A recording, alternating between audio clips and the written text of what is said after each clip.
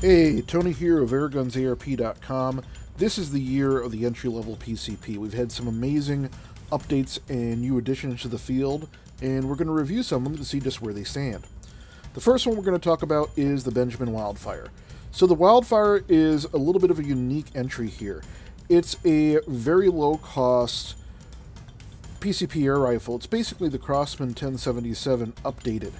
Now, people did have some very distinct views on it, and we're going to cover some of the pros and cons here.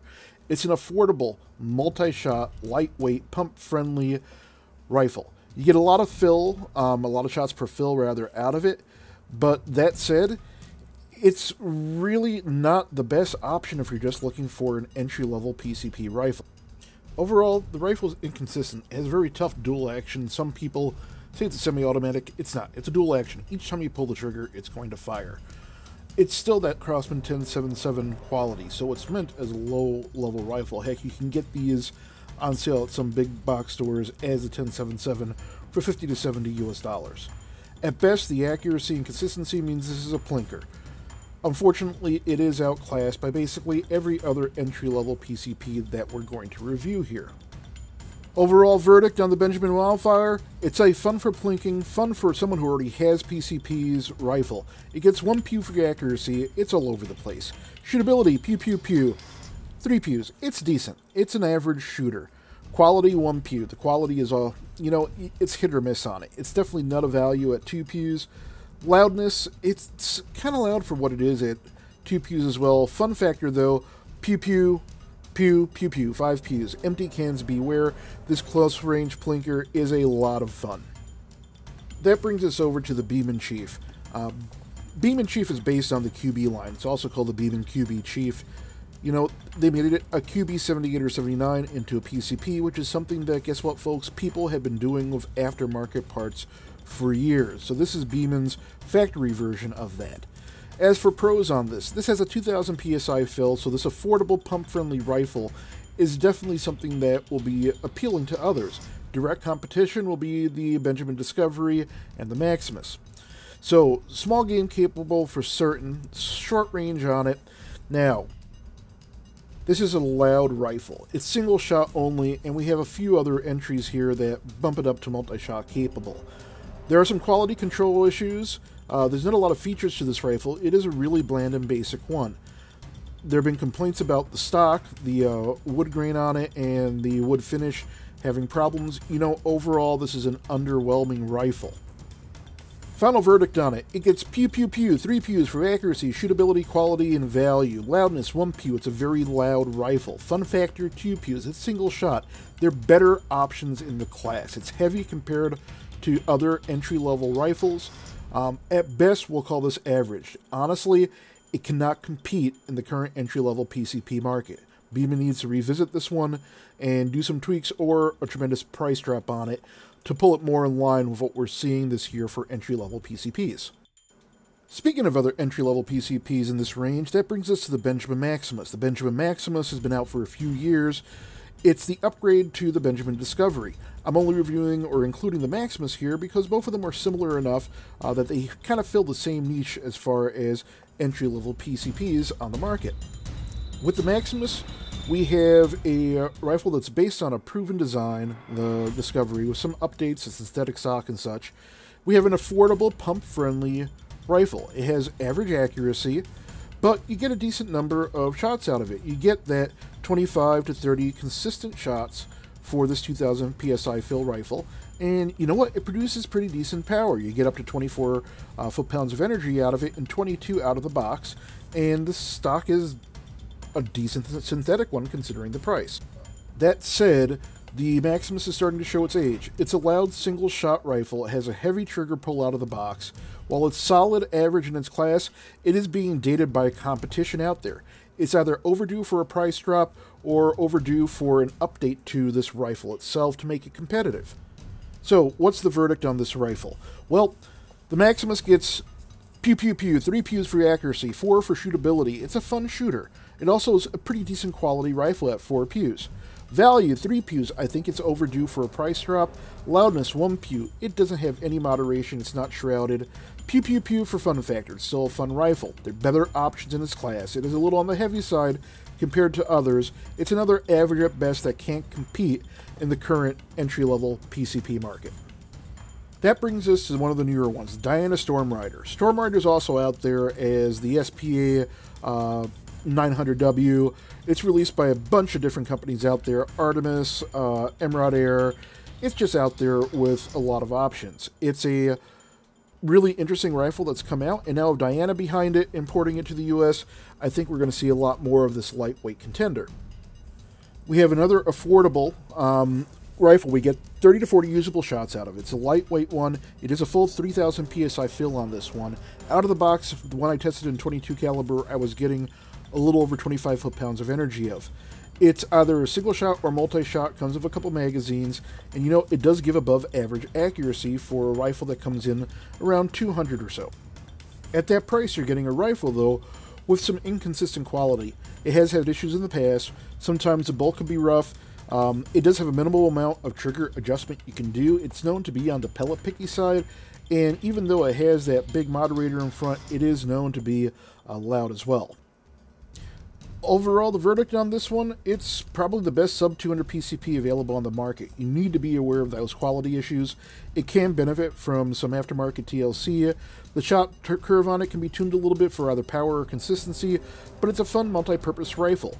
4 pews for accuracy, 4 pews for shootability, 3 pews for quality. It's a 4 pew value, 1 pew because it's pretty loud, and fun factor, we give it 4 pews because it is a multi-shot that does come with a couple magazines. Now we get to some of the real gems here. The Gamo Urban is available. It's a sub $300 rifle, US dollars, so it's still an entry level, and I've seen it for as low as $219 on sale in certain big box stores. It blew me away. It's made by BSA, or rather most of the components are made by BSA, so it's not your typical Gamo. And it actually did really well, and it's a great buy. Pros on this one, it's easy, it's fun to shoot. You get 20 to 30 usable shots out of it. It does have, like I said, those BSA quality components in it. You get about 24 foot-pounds of energy out of it. It's a multi-shot. I've had decent accuracy at over 50 yards with this. In fact, I've had 3 to 4 inch groups at 100 yards with it, which is something you'll see from the other rifle that will finish out our comparison today. Now, that said, everything's not rosy with the Gamo Urban. It doesn't have a target trigger. It's a rough trigger. It's what I call definitely a hunting trigger on it. The magazines for this rifle are definitely on the expensive side, and the moderator on the front, you know, it's about as useful as a pickle. It's there, it does some for it, but I think it could be done a little better. I think the baffling system on it could use a little upgrade on it, and overall, it's still a great rifle, mind you. I'm kind of nitpicking to get to these cons. So overall, you'll see it does pretty good. Out of 5 total pews possible, it gets 4 pews for accuracy, shootability, quality, value, and fun factor, coming in a little lower at 3 pews for loudness. It's by far, in my view, the best small game entry-level PCP on the market. If I just took the first 20 shots out of it, I had a 1.8% FPS spread on it, which is crazy. It actually competes with regulated guns at a much higher price point. It's compact and lightweight, coming a few inches under most of the other rifles that we've tested, and I feel this is helping to redefine the PCP field. If you're looking for something and your focus on this tool is small game hunting, go with the Gamo Urban. You will not be disappointed whatsoever. Keep in mind, the magazines for it, those BSA magazines, they're quality, but you pay for it at 50 bucks a pop. It may steer people away from the Urban and onto the next rifle we're going to review instead. This brings us to what I thought was going to be the unicorn of the year, the Umarex Gauntlet. They had a bunch of production issues getting this onto the market, but it shows that for the most part they did get them addressed, and what a rifle.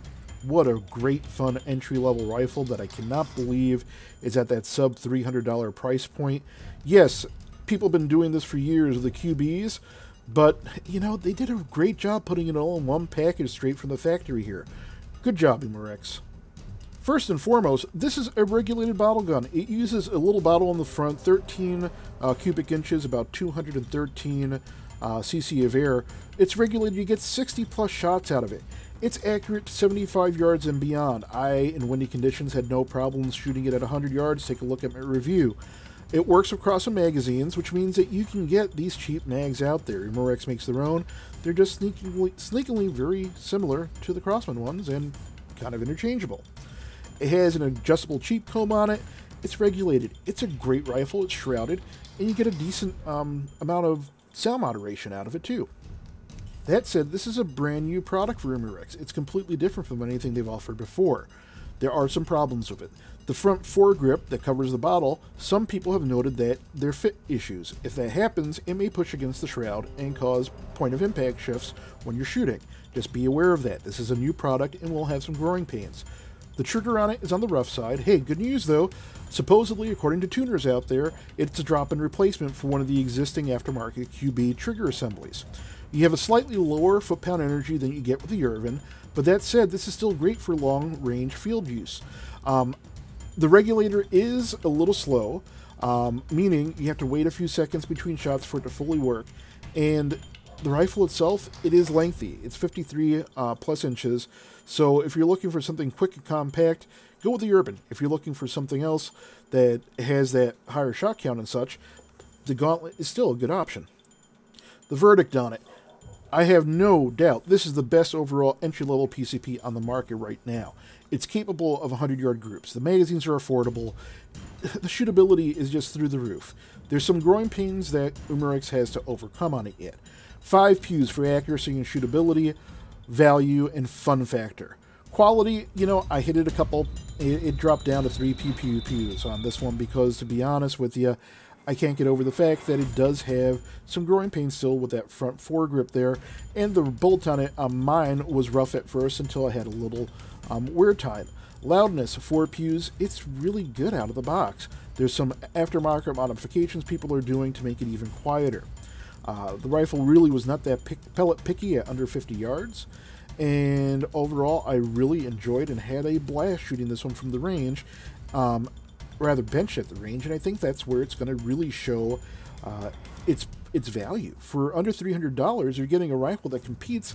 Heck, it's outshot rifles that I've worked with that have been in the $1,200 to $1,500 range at 100 yards. It's quite the shooter. It's a fun rifle, and you know, I'm just happy we have 2 great options here. So yes, the Gauntlet, best in class for 2017 as far as entry-level PCPs. One big honorable mention here is going to be the Benjamin Marauder. The Marauder, you might ask, that's not an entry-level PCP price range, and you'd be right normally. However, for some reason, one of the big box retailers this year, one of the catalog retailers, has listed this one, depending on the caliber, at under $320. That brings us a little above our $300 cap at what we call an entry-level price range. Is that sub $320 price here to stay? Is this just a holiday price? We don't know right now. But keep that in mind, for a little bit more, you can get the Marauder.